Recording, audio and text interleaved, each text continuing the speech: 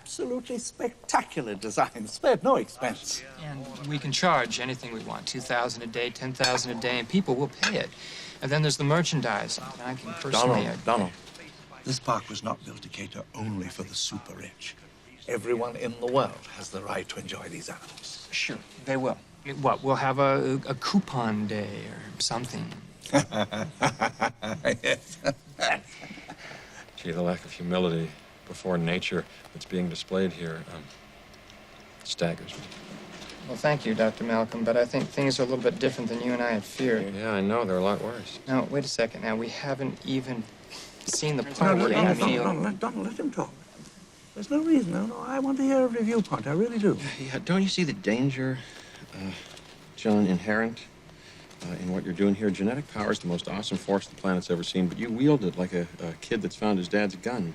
It's hardly appropriate to start hurling generalizations. If I may, I'll tell you the problem with the scientific power that you're using here. It didn't require any discipline to attain it. You know, you read what others had done, and you took the next step. You didn't earn the knowledge for yourselves, so you don't take any responsibility for it. You stood on the shoulders of geniuses to accomplish something as fast as you could, and before you even knew what you had, you patented it and packaged it and slapped it on a plastic lunchbox, and now you're selling it. You want to sell it. Well, I don't think you're giving us our due credit. Our scientists have done things which nobody's ever done before. Yeah, but your scientists were so preoccupied with whether or not they could, they didn't stop to think if they should. Condors.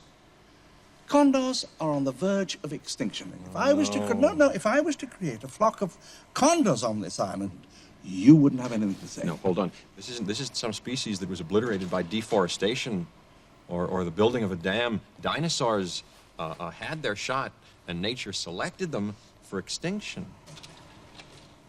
I simply don't understand this Luddite attitude, especially from a scientist.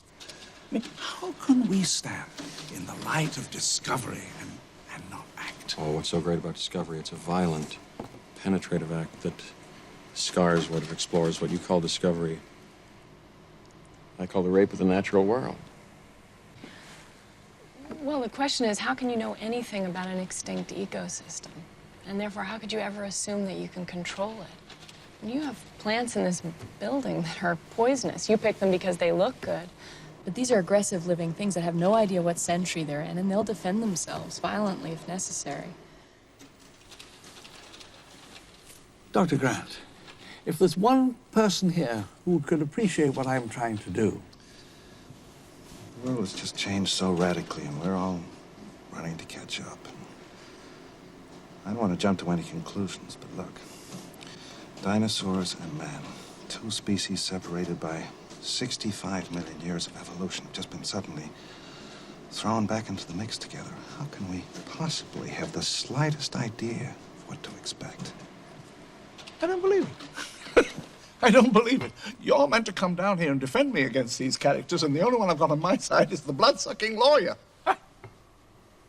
Thank you.